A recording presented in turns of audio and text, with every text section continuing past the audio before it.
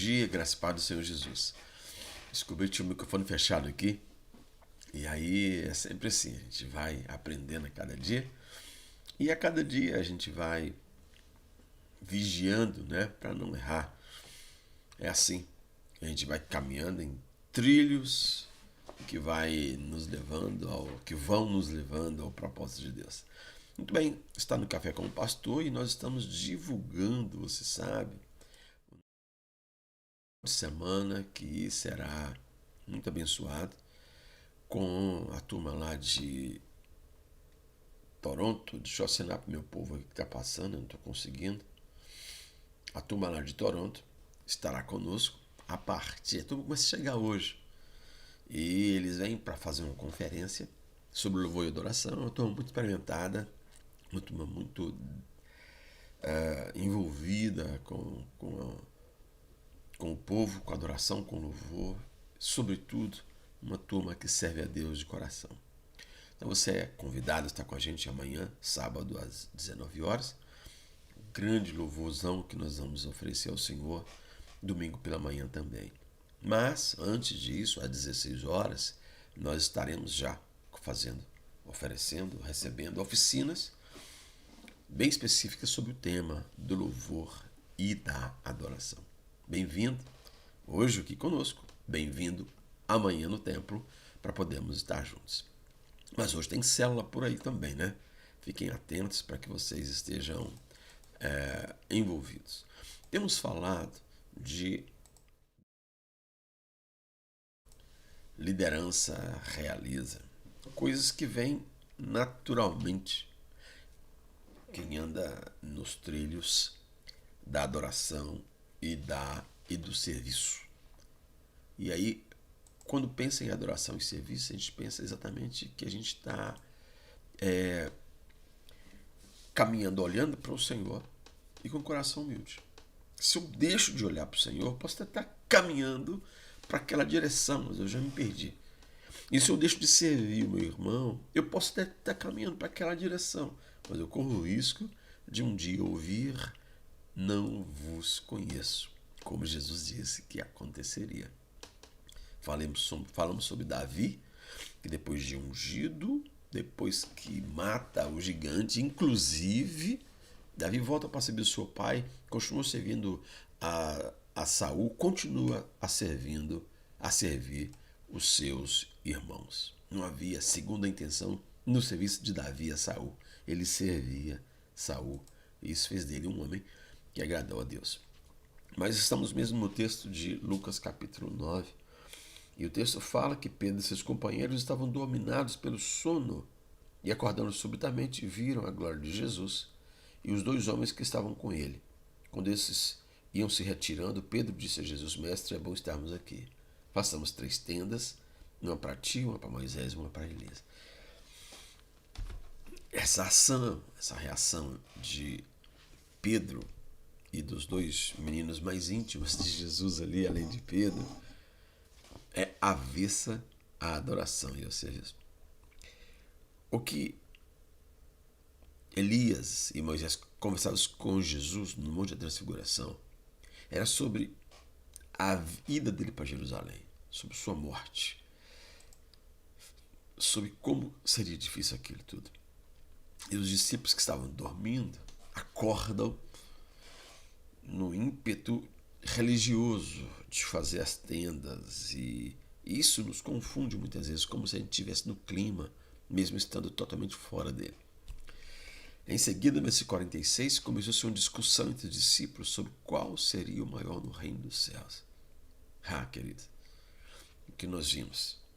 Jesus disse que quem quer ser grande seja o menor. A grandeza, se não está entre a adoração e o serviço, é idolatria a si mesmo.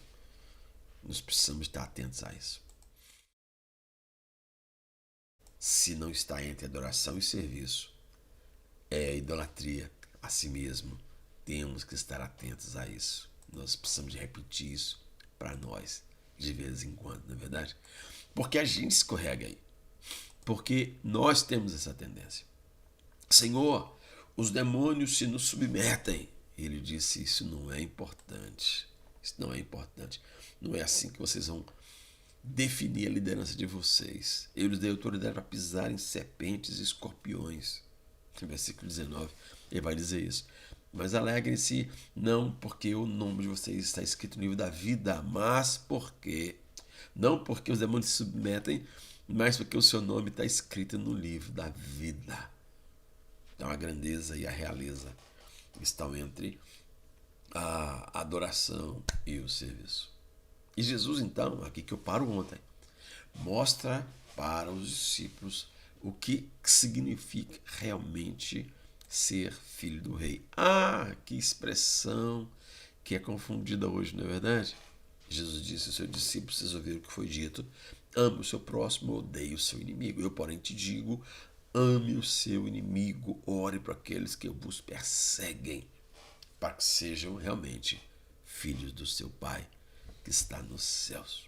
Ele derrama chuva sobre justos e injustos. Portanto, sejam perfeitos como perfeito é o Pai de vocês. Ele está falando aqui de ser filho do rei. Só é rei quem é filho do rei, não é verdade? E para ser filho do Pai que está nos céus, eles precisam amar os seus inimigos. Foi assim que o Pai fez. Então, Mateus vai dizer que o reino dos céus funciona de maneira diferente, totalmente diferente do nosso plano humano, das reações naturais do nosso coração. Nós precisamos entender isso.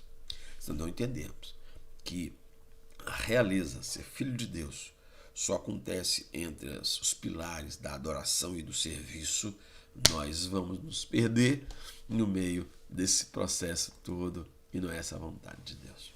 E aí, queridos, ninguém tem maior amor do que esse que dá a vida pelos seus. Jesus está dizendo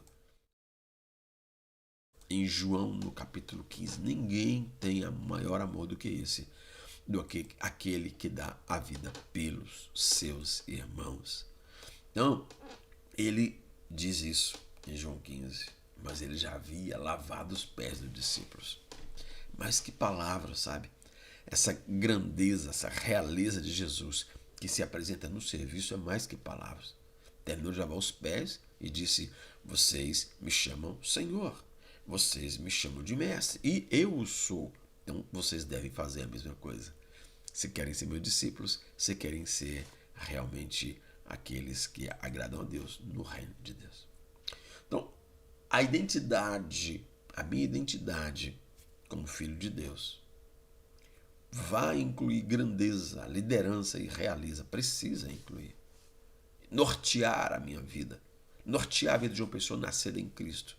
Mas isso tem que ser a partir do reino, na ótica do reino. Senão, eu vou ser... Deixa-me exagerar aqui, sem exagerar nada. Exagerar porque normalmente não se falaria isso em público. Eu vou ser um demônio dentro da igreja, caçando grandeza, liderança e realeza sem o contexto do reino. E eu vou ser um problema em qualquer lugar onde eu estiver envolvido. Que Deus tenha misericórdia de nós. Que a adoração, olhar para o rei e o serviço, olhar para o irmão, seja aquilo que norteia a nossa vida de louvor, de adoração ao Senhor. Só estarão na ótica do reino dos céus se estiverem entre adoração e serviço. Servindo a amigos e inimigos. Aos reais inimigos. E aos inimigos imaginários, que nós também vivemos com essa paranoia em casa, na igreja. Inimigos imaginários. Deixamos de perceber o verdadeiro inimigo e ficamos atacando e nos defendendo contra quem não é nosso inimigo. Eu vou orar, porque isso é tão extenso, isso é tão sério, e nós precisamos então de pedir a Deus misericórdia. Pai, nós vamos falar nesse fim de semana de adoração, de louvor no seminário. Quero abençoar os teus filhos que estão já em viagem, chegando hoje, de Toronto para cá, os que vêm amanhã. Quero abençoar cada um daqui que vai participar no templo e pedir que seja um fim de semana muito abençoado, despertado, despertando em nós a percepção de grandeza, realeza e liderança fora do contexto de Deus e no contexto do reino, para que seja esse escolhido por nós. Aquilo que está entre a adoração e o serviço, Senhor, é consequência.